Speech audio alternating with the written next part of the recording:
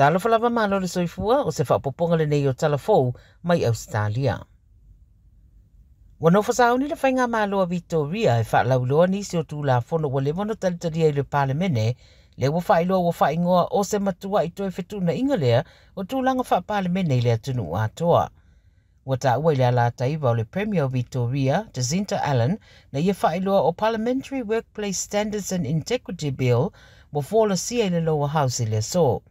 La wha mautu wai ma se komisi sue e la tau te sue ina tua inga o whainga le sao ma mionga le talawhengai e au fia i whai pule o le stete. O le komisi la leo le a te lelo la tau sao i le sila ia mionga whai pule ma tu ina ni avanoa e whai aini wha se ama wha whonga ina foi ia ma whai ia i sue ngai no na awala sao e te tau na iai. Wa mai le Premier, wa levo na te tau na whaatino lea whainga ma o se la asanga tau tele i le anga i luma i se no fuanga whainga ruenga e saunga le mu ma whaalo lungia. E taritonu na tatui e se tangata ma mari wai se ri i wari putia le so e le 7 News mai le tu i sa sa e o sini. O le vaenga o fesosoani whapavave na anga yatu le no fuanga wa na yeile wa fia i Matraville po le teo leono i le fia na fiono li poti se whaalavelave e taunu watu wa mariu leo lo ta ua. Ai no mai nane ripoti o leo mai le whaitu leo lo ngā nue nei i le mata upu le whata se me au su e me le stete ai ei se isi tamai ta ina po ina mai se no fuanga na ratane o lo fesosoani i su enga. O lo whata dia se isi ripoti mai leo e tusai o le nei whaalavelave. E to tolu ari ua moria i sini ni whainga tau whaasese ua whaia i e-tags whai mai e sidia ma2 miliona tupe o lo o au fiai.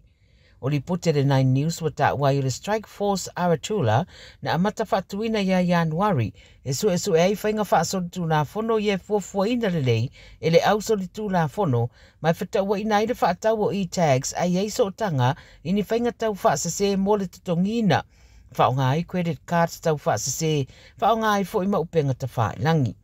E tali tonu le au sue, wa le wana whaongai i mai ei to i ngā whainga, ma ua pea nei mana 5 tausanga o whaia pea, e mā tele i e-tags o lo o whaatauanga i Avataxi. Mai le tau le mai le wawea na nafi, e wha search warrants mo polo inga e sa ili eni no whanga sa whatino ina Smithfield, Blacktown, Bunchpole, McGranville.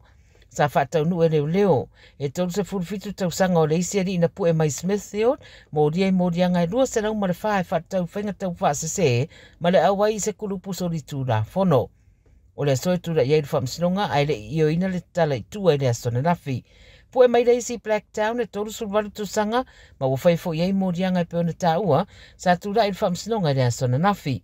O le suesuenga na whaatino e leo na whaatala noa i Avataxi, ma whaatino suesuenga i e-tags e peo na whita ua ina. O le isi ari e ato e rito o toru e ruasulwaru tau sanga na pu e mai Punchbowl, ia mai tūra i fo i lai rumo le whamsinonga i le so. Wa po ina fo i se tasi ari e leo au whaia suesuenga i le mariwa se tamaitai i sona whale i Canberra.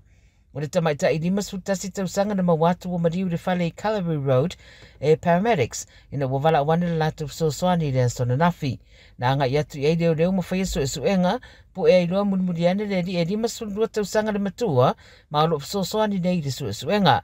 Whai mai ere i whaia ni morianga le teminei o na o lo wha awau pea sa iringa ma o lo fia maufo e leo ni si e fesosoani ane e si la fia ni wha matalanga i le nei mata upo.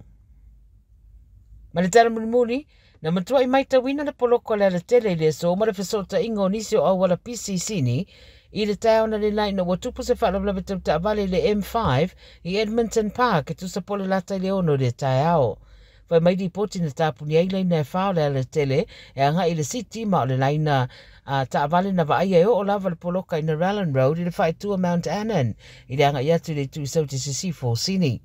Tō tasi tangata na whaamnu o ria le whaamnawe ma awenatu le whanamai, ma sa whautua ina ia leo le au whaita avale, ia mata ala o no tūranga ia i lungo le ala tele, ma ia fuafua le leilo lātou taimi mo whai ngā malanga. O lo sue nei ia leo, ia le mafua anga foi o le nei whanamlawe.